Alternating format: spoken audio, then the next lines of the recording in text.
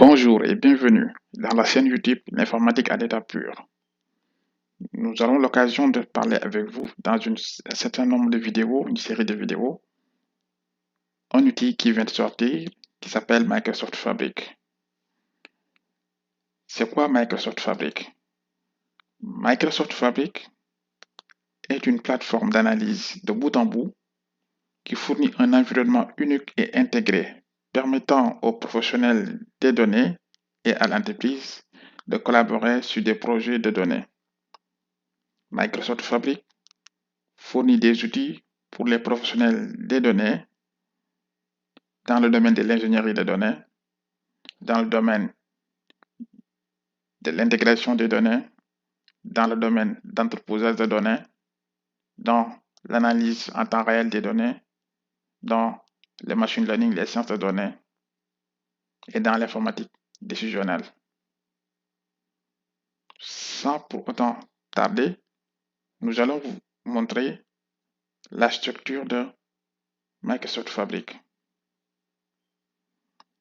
Microsoft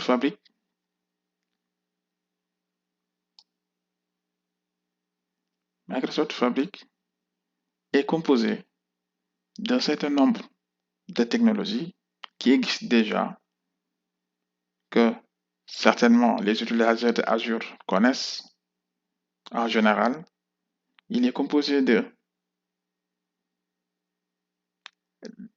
outil d'intégration de données qui s'appelle Data Factory, qui existe sur la plateforme Azure Cloud, d'un outil de data engineering qui permet de faire des transformations et pas mal de choses, d'une fonctionnalité de data warehousing qui permet de faire l'entreposage de données, d'une fonctionnalité qui permet de travailler sur le domaine des data science, d'une fonctionnalité qui permet de travailler sur l'analyse des données en temps réel et d'une solution de visualisation que la plupart des utilisateurs connaissent déjà, qui s'appelle Power BI, et d'un outil qu'on appelle aussi Data Activator. Toutes ces solutions qui sont disponibles sur le cloud Azure de Microsoft sont regroupées dans une seule solution aujourd'hui qui s'appelle Microsoft Fabric et qui stocke leurs données dans un environnement unique qu'on appelle OnLake. OnLake, comme son nom, c'est comme OneDrive. C'est un espace dans lequel les données sont stockées et peuvent être traitées. Toutes les applications qui sont dites tout à l'heure, qui font partie de cette plateforme, vont utiliser le OnLake pour travailler sur ces données. Donc, c'est une plateforme unifiée, comme son nom l'indique, Software as a Service. Dans cette plateforme, nous pouvons voir, par exemple, si nous prenons la couche la plus bas, où nous voyons ici, on peut avoir des bases de données finance, des bases de données de la clientèle, entre autres, qui sont stockées au format Delta. Le format Delta qui est un format de données très puissant, qui est beaucoup utilisé aujourd'hui dans le domaine du Big Data, sur laquelle nous aurons l'occasion de revenir dans nos prochaines vidéos. Nous avons aussi des services, des business cases qui peuvent être stockés dans pas mal de formats. Donc, entre autres, on a le format Delta, on a aussi le format Package,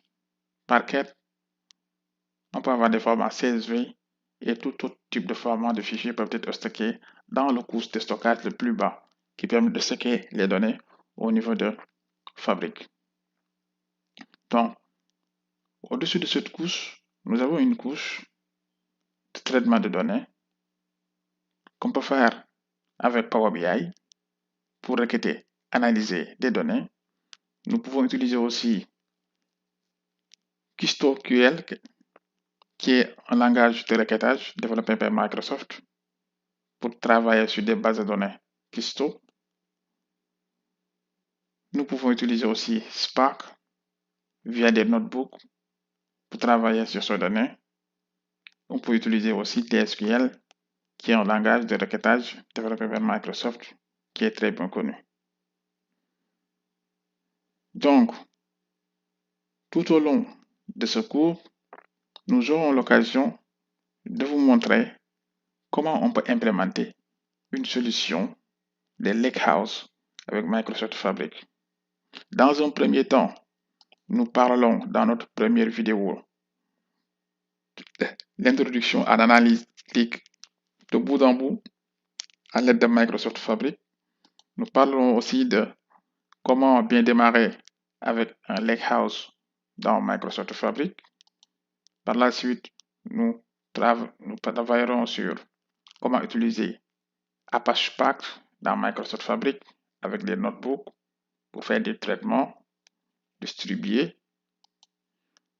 Ensuite, nous parlerons de comment utiliser des tables Delta dans Microsoft Fabric.